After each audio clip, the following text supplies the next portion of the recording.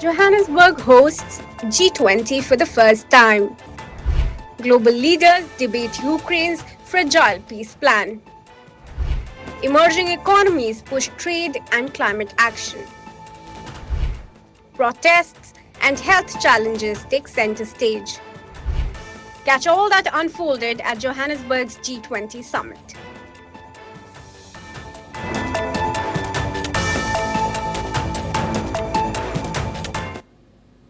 Hello, you're watching another episode of Explained with me, Kriti Mehta. Now, the 2025 G20 Summit concluded last Sunday in Johannesburg amid historic firsts, high-stakes diplomacy and a backdrop of global uncertainty. Over 2 days between November 22 and 23, leaders from major economies and emerging markets came together, showcasing a mix of official sessions and high-level side talks. The summit saw a flurry of bilateral and trilateral meetings, negotiations and public statements covering critical issues from climate change and trade to security and global health. Johannesburg became the center stage where formal deliberations met behind-the-scenes diplomacy, highlighting the unique dynamics of the first ever African G20 presidency. Yet perhaps the most striking feature of this year's summit was the conspicuous absence of the United States, whose limited participation very subtly shaped the tone and outcomes of discussions. In this episode of Explained, we look back at the summit, unpack the key developments and explore what they reveal about the state of global diplomacy at the close of 2025. Let's begin. Now, the Johannesburg summit was historic, not only because it marked the first G20 gathering on African soil, but also because it reflected South Africa's presidency under the designated theme of solidarity, equality and sustainability.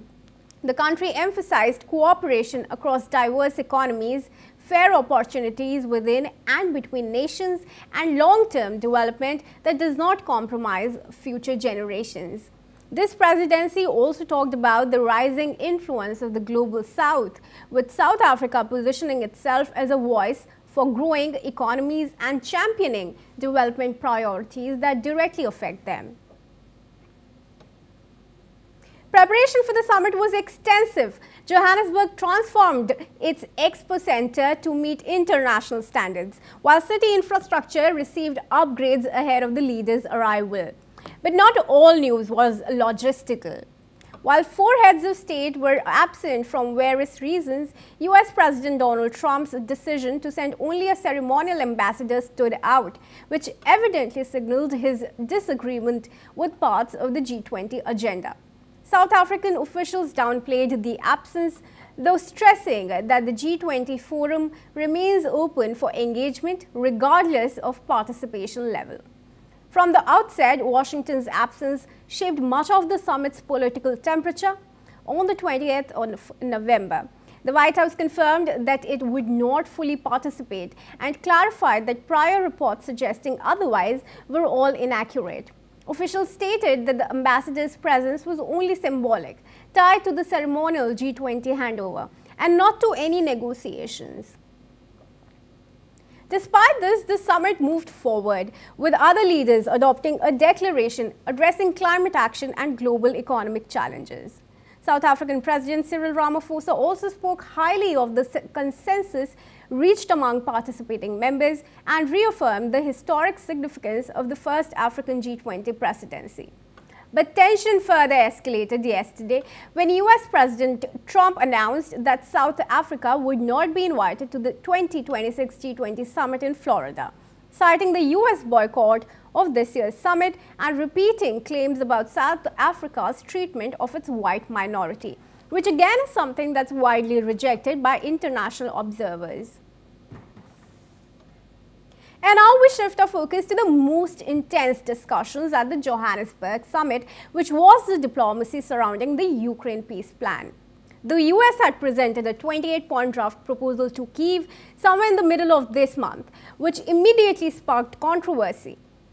Why? The plan addressed some of Moscow's demands but left critical security guarantees for Ukraine open-ended, prompting Kyiv to push back. Ukrainian President Volodymyr Zelensky strongly insisted that his country's sovereignty and dignity could not be compromised, even as Washington reportedly signaled that Ukraine's refusal to engage with the proposal could potentially impact US's future support. Additionally, British Prime Minister Keir Starmer met with European Commission President Ursula von der Leyen in Johannesburg prior to the formal G20 sessions. He stressed that any peace outcome must fully involve Ukraine and said, quote, "Decisions must ultimately be determined by Ukraine." Now, von der Leyen too reinforced the idea that Europe could not be sidelined. On a side note, the British Prime Minister continued his diplomatic outreach ahead of the Geneva consultations, meeting with Japan's newly elected Prime Minister Sanae Takaichi and Canada's Prime Minister Mark Carney. Now, these pre-consultation discussions were aimed at aligning positions on the US-led peace proposal, which then went on to be debated in Geneva on November 23rd, resulting in an updated framework now shaping follow-up negotiations. Moreover, a coordinated European stance began to solidify on the sidelines of the G20 summit. Keir Starmer, French President Emmanuel Macron, and German Chancellor Friedrich Merz held a trilateral discussion on the 22nd of November, reiterating that any peace settlement must protect Ukraine's sovereignty and ensure robust security guarantees. The talks further expanded to include leaders from the G7, European Union, and other European partners, sending a clear message that Europe could not afford to be passive in a process that directly impacts and affects its security. However, developments in this regards and to the Ukraine peace plan have evolved rapidly. As per latest updates, US envoy Steve Witkoff is scheduled to travel to Moscow for discussions with Russian President Vladimir Putin amid claims put forward by Russia that it has not received the revised proposal formally.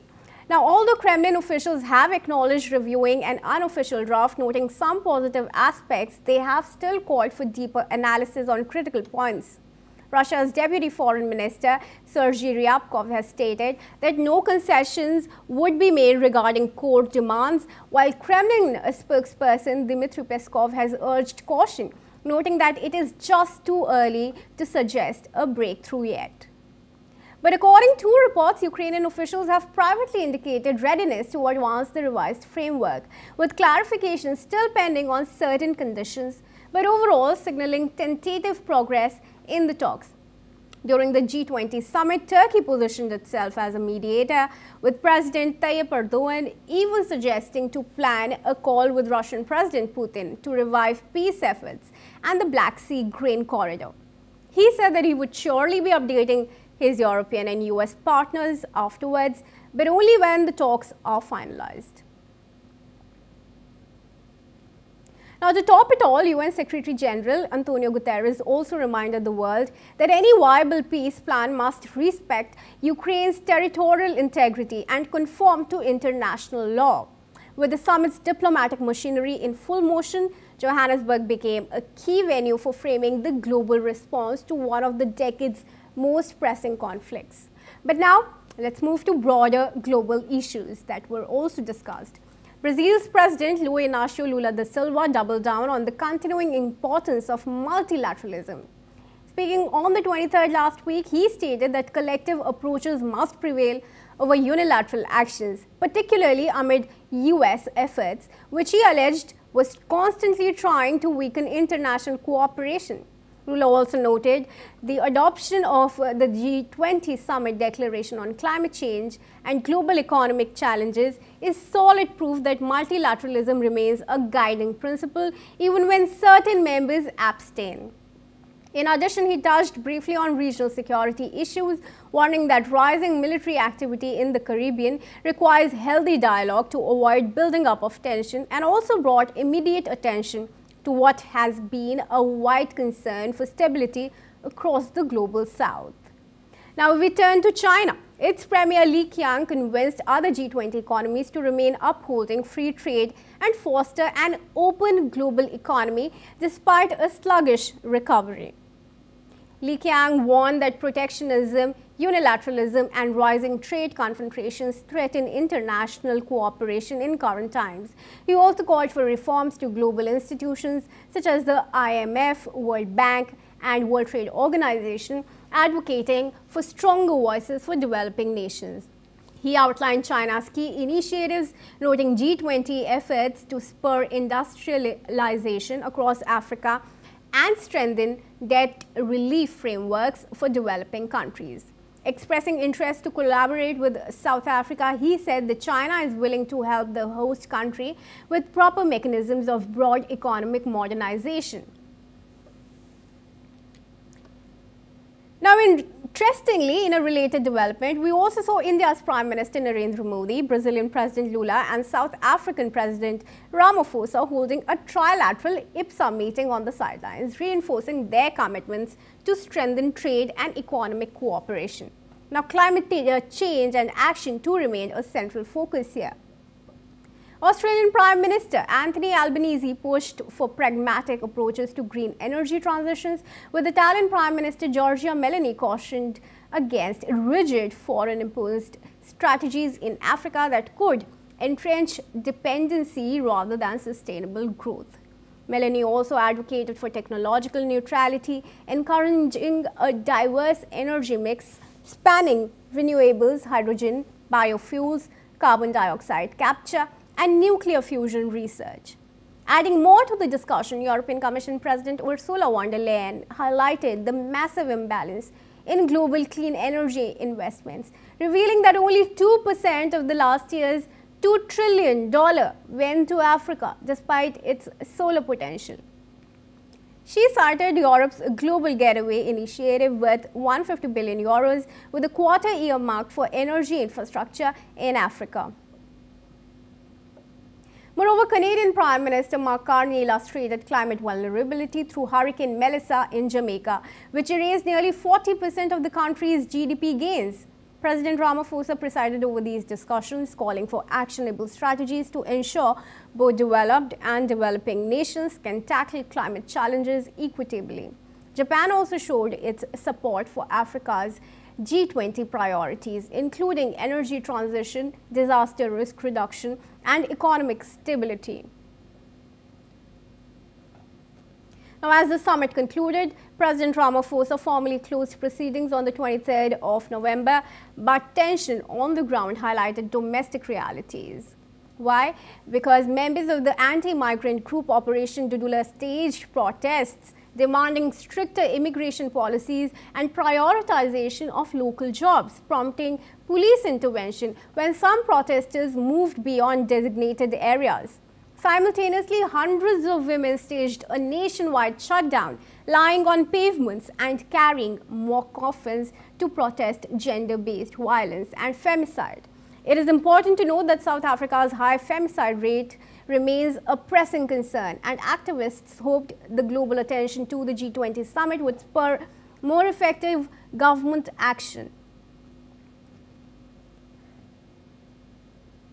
Now, the Johannesburg G20 leaves a dual legacy, which is ambitious diplomacy addressing security, climate, trade and health, alongside stark domestic challenges that serve as a reminder that global decisions directly impact local communities. The summit, it's safe to say that multilateral forums are essential, but their outcomes must translate into tangible action for the world's most vulnerable. As the world moves forward, the real test will be turning dialogue into results, declarations into change, and international promises to measurable progress for a more equitable, sustainable global order. Johannesburg hosts G20 for the first time. Global leaders debate Ukraine's fragile peace plan. Emerging economies push trade and climate action. Protests and health challenges take center stage.